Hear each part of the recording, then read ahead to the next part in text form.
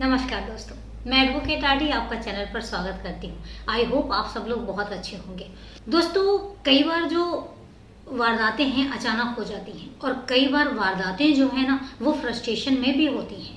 कई बार किसी जुल्म को सहते सहते बहुत लंबा समय हो जाता है और जब किसी की बर्दाश्त से बाहर हो जाता है तो फिर एक क्राइम जन्म लेता है। फिर उनके दिमाग में एक खुराफात, खुद के ना पकड़े जाने का एक इरादा, ये सब चीज़ें जन्म लेती हैं।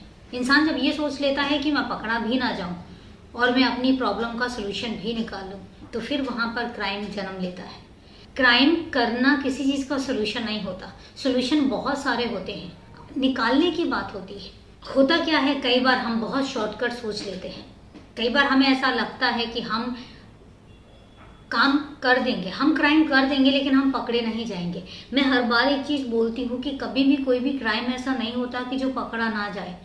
देर सवेर कभी ना कभी वो इंसान जरूर पकड़ा जाता है, लेकिन पता नहीं लोगों को क्या हो गया। लोग ये क्यों सोचने लग जाते हैं कि हम कभी पकड़े ही नहीं जाएंगे।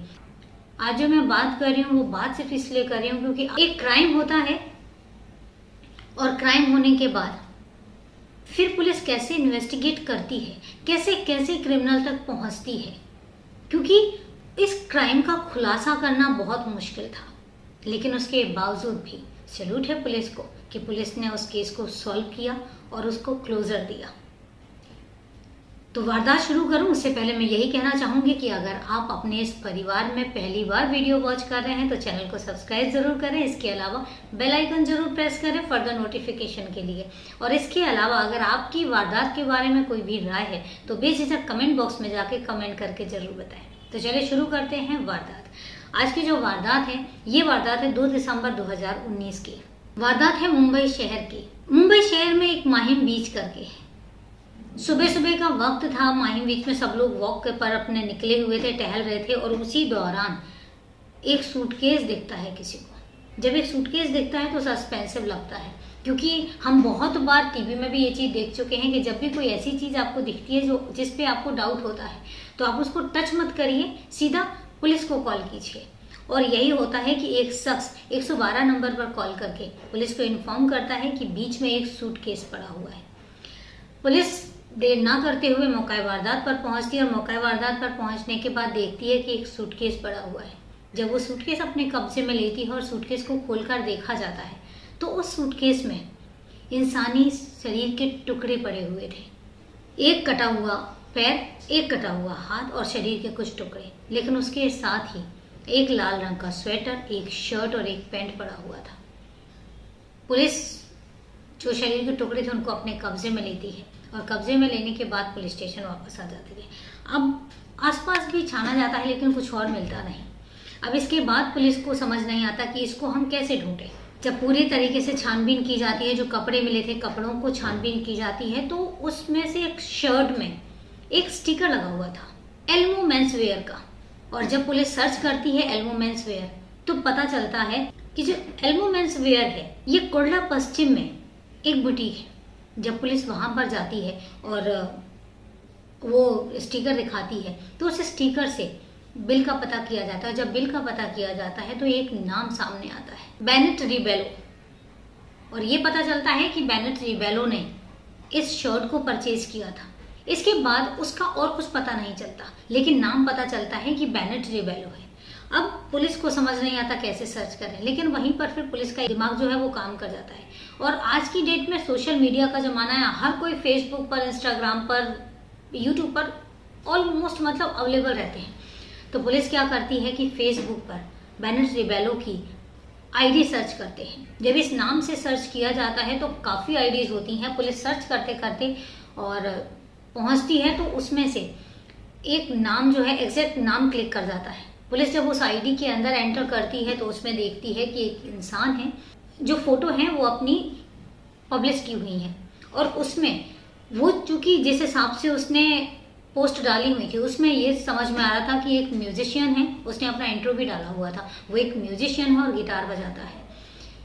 इसके अलावा एक फोटो में जब पुलिस की नजर जाती है तो वो देखती है कि इस इंसान ने सेम रेड कलर का स्वेटर पहना हुआ है, जो स्वेटर उनको सूटकेस में मिला था। अब पुलिस की यहाँ पे आंखें चमकती हैं, उनको ये समझ में आ जाता है कि ये शख्स जो है ये वही है। और उसके बाद जब आगे और देखते हैं तो उसमें विजिटिंग कार्ड पड़ा होता है और विजिटिंग कार्ड में उसका एड्रेस लिखा होता है। पुलिस उस एड्रेस पर जाती है और उस एड्रेस पर ताला लगा होता है।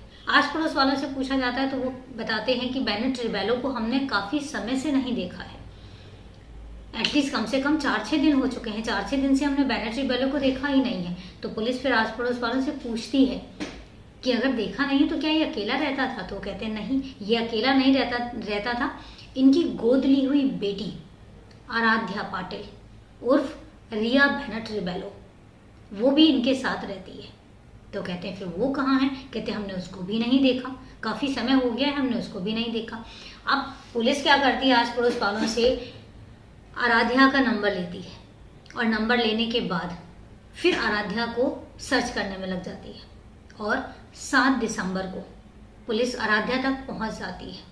जब आराध्या तक पहुंच जाती है तो आराध्या को पूछताछ के लिए पुलिस स्टेशन लेकर आया जाता है और आराध्या ज़्यादा टाइम नहीं लेती है और सीधा कहती है कि हाँ, मेरे पिता का जो कत्ल है वो मैंने ही किया है।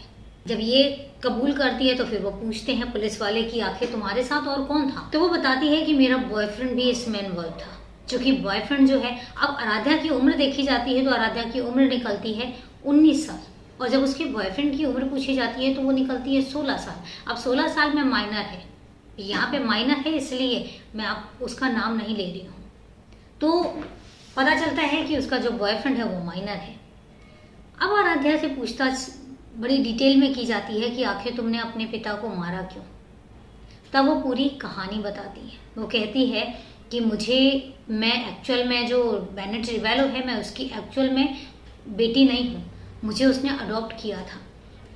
और पता चलता है कि बेनेट रिबेलो की ऑलरेडी 2 शादियाँ हो चुकी थी, लेकिन दोनों शादियाँ उसकी सक्सेस नहीं हुई, दोनों बीवियाँ उसको छोड़कर चली गई और वो अकेला रह रहा था। इसके बाद उसने आराध्या को अडॉप्ट किया और अडॉप्ट करने के बाद फिर आराध्या बताती है कि मेरा बॉयफ्रेंड ही बनता है जो उसका बॉयफ्रेंड था, लेकिन उसका जो पिता है बेनेट रिबेलो उसको पसंद नहीं था, वो मुझे बहुत रोक टोक करता था। इसके अलावा वो मुझे मोलेस्ट भी करता था, वो मेरे साथ बहुत गंदी गंदी हरकतें करता था, मेरा यौन शोषण करता था।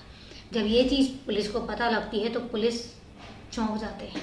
आराध्या बताती है कि मैं बहुत लंबे टाइम से ये सब चीज़ें जो है वो बर्दाश्त कर रही थी। फिर एक दिन वो अपने बॉयफ्रेंड से इस बात को डिस्कस करती है और इसके बाद आराध्या और उसका बॉयफ्रेंड मिलके एक बहुत ही जघन्य अपराध को जन्म देते हैं। 26 नवंबर 2019 को दोनों डिसाइड करते हैं और जिस समय पर बेनेट रिबेलो जो है वो घर अपने आता है, उस समय पर आराध्या और उसका बॉयफ्रेंड घर पर ही होते हैं। जैसे वो घर के अंदर आता है तो ये दोनों डंडे से, चाकुओं से उस पर वार शुरू कर देते हैं और इसके साथ ही जो मच्छर मारने वाला स्प्रे होता है वो उसके मुंह पर स्प्रे कर दिया जाता है ताकि वो आंखें भी ना खोल पाए। इतनी ज़्यादा वार किए जाते हैं कि वो वहीं पर ही गिर जाता है। इसके बाद उसकी मौत हो जाती है और मौत होने के बाद वो डेड बॉडी को अपने घर पर ही रखते हैं। अब एक दिन पूरा जो है बेनेट रिबेलो की डेड बॉडी जो है वो घर में पड़ी रहती है। 27 तारीख को जो इसका बॉयफ्रेंड है और खुद आराध्या दोनों मिलकर एक अली नाम का लड़का है उससे मिलते हैं, अली उमर करके, वो आराध्या के बॉयफ्रेंड का फ्रेंड था। उससे मिलते हैं, उससे पूरी बात बताते हैं कि ऐसे ऐसे करके और आराध्या के फादर को हमने मार दिया है। तो उसके बाद उससे चौपड़ लेते हैं और चौपड़ लेने के बाद उससे सजेशन लेते हैं कि क्या किया जाए। तब वो जो भी सजेशन देता है उसके बाद वो घर आते हैं। चौपड़ की मदद से वो बेनेट रिबेलो के टुकड़े करते हैं और टुकड़े करने के बाद फिर वो सूटकेस अरेंज करते हैं और सूटकेस अरेंज करने के बाद उसको 3 सूटकेस में बेनेट रिबेलो की लाश को शिफ्ट करते हैं और 30 तारीख को डिसाइड होता है कि 30 तारीख को उसको ठिकाने लगाया जाएगा। 30 तारीख को अली भी वहाँ पर पहुँचता है और अली भी उनकी मदद करता है। 3 सूटकेस में बेनेट रिबेलो की लाश जो है वो पैक की जाती है। उसके साथ ही जो उसने उस दिन कपड़े पहने थे, स्वेटर, शर्ट और पैंट, उसको भी पैक कर दिया जाता है और इस तरीके से पैक किया जाता है कि अगर एक सूटकेस किसी को मिल भी जाता है तो लाश की आइडेंटिटी ही ना हो। और इसके बाद मुंबई में ही एक नदी है, मीठी नदी करके, वहाँ पर जाके ये तीनों ब्रीफकेस को डंप कर देते हैं, नदी में फेंक देते हैं और इसके बाद ये घर आ जाते हैं। और इनको यही लगता है कि ये पकड़े ही नहीं जाएंगे, इनको पता ही नहीं चलेगा। लेकिन इसके बाद क्या होता है कि बीच में वो सूटकेस मिल जाता है, और जब पुलिस को ये सारी बातें पता लगती हैं तो उसके बाद फिर वो मीठी नदी के वहाँ पर जाते हैं, और वहाँ पे काफ़ी छानबीन के बाद उनको सूटकेस भी बरामद हो जाते हैं। यहाँ पर मैं आपको एक बात बताना भूल गई कि जिस टाइम पर सूटकेस मिला था, तो जिस तरीके का वो केस था, केस की गंभीरता को लेकर मुंबई पुलिस ने ये केस जो है वो क्राइम ब्रांच को सौंप दिया था, जो मुंबई की क्राइम ब्रांच है। और ये केस जो है वो मुंबई की क्राइम ब्रांच ने सॉल्व किया, और जिस तरीके से सॉल्व किया, हेड्स ऑफ है पुलिस वालों को। कि जब पुलिस वाले अपने काम के लिए, मैं पहले भी बहुत बार बोल चुकी हूँ कि जब पुलिस वाले अपने काम पर आते हैं, जब वो अपनी डेडिकेशन पर आते हैं, तो कठिन से कठिन, जघन्य से जघन अपराध को भी कैसे सुलझा देते हैं। फिर जो अपराधी है वो कितना भी शातिर क्यों ना हो, एट लास्ट वो पकड़ा ही जाता है। तो इस तरीके से पुलिस की सूझबूझ से ये जो केस है महज 10 दिनों में सॉल्व हुआ। 10 दिनों के अंदर उन्होंने सॉल्व भी किया और तीनों को अरेस्ट भी किया। क्योंकि उसका जो बॉयफ्रेंड था वो जुवेनाइल था, तो उसको जुवेनाइल होम में भेज दिया जाता है। और इसके अलावा जो उसका दोस्त था बॉयफ्रेंड का, अली और आराध्या, दोनों पर, चूँकि दोनों मेजर थे, तो दोनों पर एक एडल्ट के तहत केस चलता है। और केस चलने के बाद कोर्ट जो है वो उनको उम्र कैद की सज़ा देती है। तो इस तरीके से क्राइम ब्रांच ने इस केस को सॉल्व किया। दोस्तों, समस्याओं के समाधान बहुत सारे होते हैं। समस्याओं का समाधान कभी अपराध नहीं होता। नो डाउट जो आराध्या ने बताया, अगर वो बात सही है और अगर वो इतने टाइम से मोलेस्ट हो रही है, तो उसकी मानसिक स्थिति क्या होगी ये भी समझा जा सकता है, इसमें कोई दो राय नहीं है।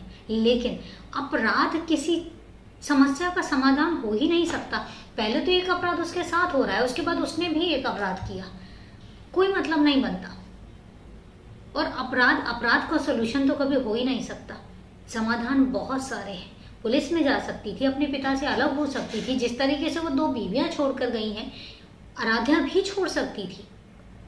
कोई कंपल्सन नहीं था, एडल्ट थी, वो डिसीजन ले सकती थी, पुलिस की मदद ले सकती थी। बहुत सारे सोल्यूशंस होते हैं। पर उसके बाद निकलता क्या है? आपने एक इंसान की ज़िंदगी ख़त्म कर दी, उसके बाद आपकी ज़िंदगी ख़त्म है। बेटर होता अगर अलग हो जाती, तो आज एटलीस्ट अपने बॉयफ्रेंड के साथ ही सही एक लाइफ तो खुशनुमा बिताती। पर अंजाम क्या हुआ? कुछ भी नहीं।